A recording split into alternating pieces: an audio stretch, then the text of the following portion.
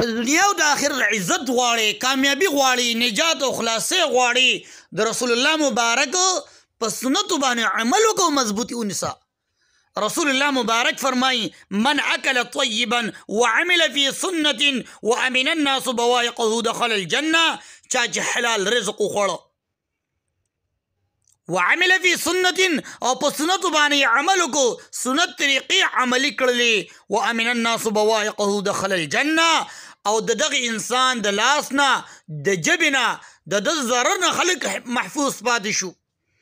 رسول الله مبارک فرمائی دخل الجنه، الله تبارک و تعالی به جنت داخل کی. څومره آسان عملونه دي، حلال رزق وخوره، په سنت طریقو باندې عمل وکړه، د خپل ضرر نه خلک محفوظ وساته، بچ وساته، چاته په لاس باندې په جوه باندې تکلیف دا مه رسوه، الله رب کریم به جنت داخل کی. عزتمندو سنت طریقو باندې عمل کول باندې د دنیا او د آخرت سعادت، کامیابی و خوشحالی الله تبارک و تعالی خودی ده. رسول الله مبارک فرمائی من تمسک بسنتی دخل الجنه، چا چې زما سنت طریقې مضبوطیا سره ونیولي، عمل یې وکړو، دخل الجنه، الله تبارک و تعالی به جنت داخل کی. عزتمندو چې موږ خپل شکل او صورت او خپل شباهت دا د آقا نامدار جناب محمد رسول الله صلی الله علیه وسلم په شان جوړ کو.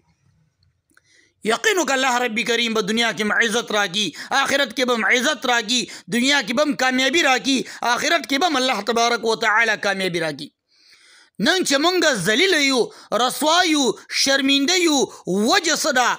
عزتمندو من چاهه زندگی په دنیا کې تیرو، څنګه چې زړه غواړي هغه شان ګرځو، څنګه چې زړه غواړي هغه شان لباس اچو، څنګه چې زړه غواړي هغه شان شکل او صورت جوړو. نو ځکه الله رب کریم عزت نه راکوي، نه په دنیا کې نه په آخرت کې عزت راکوي. رسول الله مبارک فرمائی من حفظ سنتی اکرمه الله باربع خصال.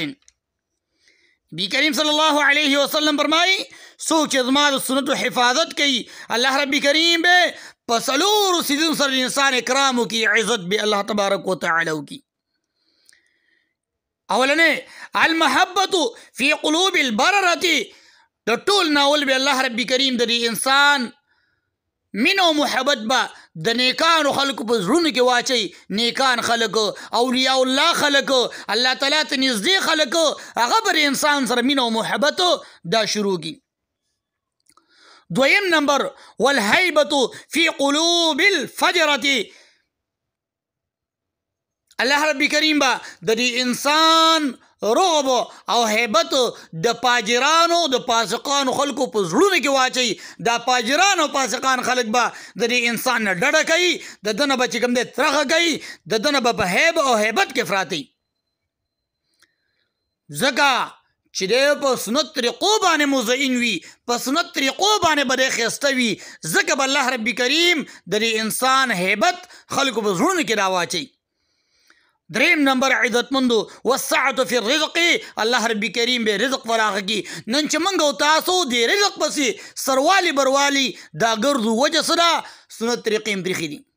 الله رب کریم دغه رزق پسې سرګندانه کړي یو، سهار نه تر ماښام پورې منډې تړلې او بیا په نیمه ګېډه بچي نه ماړه، خپله نه ماړه، وجه څه د عزتمندو سنت طریقې هم پرېښي دي.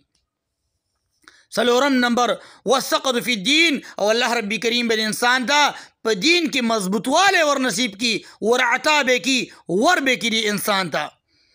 دا څلور کرامت به الله رب کریم هغه چاته ورکوي چې د آقا انعامدار جناب محمد رسول الله صلی الله علیه وسلم د سنت طریقو حفاظت دا کوي، سنت طریقو حفاظت دا کوي. عزتمندو که موږ او تاسو غواړو چې وګورو دنیا کې چې کوم عمل کوو دا د الله په نزد باندې قابل قبول دی او که نه دی قبول، دا پته به راته څنګه لګېږي؟ که غواړو چې دا وګورو نو څنګه به یې معلومو، څنګه به موږ او تاسو ته پته دا لګېږي؟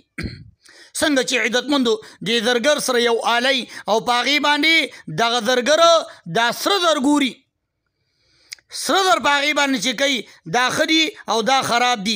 دغه رنګې عزتمندو که موږ او تاسو هم د اعمال کتل غواړو چې دا په نزد الله باندې قابل قبول دی او که نه، نو را به شو. د ټول نه اول به دا خپل عملو د شریعت په تله باندې وتلو چې په شریعت کې زما دا عمل موجود دی او که نه دی موجود. شریعت مطهره د دې عمل د کولو لپاره کوم طرز او طریقه ښودلې ده، نو اول به د شریعت په تله باندې وتلو. دویم نمبر به بیا د رسول الله مبارک د سنتو په تله باندې وتلو چې دا عمل مې کړی دی دا مې د محبوب په طریقه باندې کړی او که نه مې دی کړی. زما محبوب پیغمبر دا عمل په کومه طریقه کړی دی، ما په هغه طریقه کړی او که نه د خپل ځان مې یو طریقه راویسو دا عمل مې په وکړو. چې کله عزتمندو ستا د عملو د شریعت په تله باندې برابر وخته او د محبوب علیه الصلاة والسلام د سنتو په تله باندې برابر وخته، زما د الله په ذات قسم وي ستا د عمل د الله په نسبت باندې قابل قبول دی، تا ته به اجر او ثوابو دا برابر ملاویږي. او که چېرې ستا د عمل د شریعت په تله باندې برابر ونه ختېده، د سنتو د محبوب په تله باندې برابر ونه ختېده، ستا د عمل باطل دی، ستا د عمل مردود دی، ستا د عمل قابل د اجر او ثواب نه دی چې تا ته به الله رب کریم اجر او ثواب در درکړي. عزتمندو که عمل پې وکړو په سنت طریقو باندې الله رب کریم به بهترین بدلی راکړي. که عمل پې ونه کړو عزتمندو الله رب کریم به درناک عذاب راکړي. ابو اسحاق فزاری ته یو کفنکش ووی چې ما به قبرونه کنیستل، په دې کې ما داسې قبرونه لیدلي دي چې د مړو مخه به د قبر کې د قبلې نه راته شر اورېدلی به. ابو اسحاق فزاری وایي ما د دې په باره کې د امام اوزاعي نه تپوس وکړو، پوښتنه مې ترې وکړله چې په دې قبرونو کې د خلکو دا مخونه ولې د قبلې نه اوړي، د کوم عمل په وجه باندې؟ ابو اسحاق فزاری وایي ما ته امام اوزاعي وی چې دا عذاب دې ته ځکه ورکولی کېږي چې اولئک قوم ماتوا علی غیر السنت، دا خلک په داسې حالت کې مړه شوي دي چې د رسول الله مبارک په سنتو باندې عمل نه دی کړی او د هغې نه به اعراض کوو، مخ به یې اړو.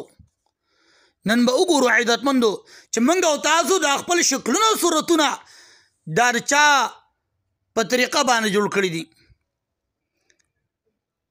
دا خپل شکل او شباهت هم د چا په طرف جوړ کړی دی.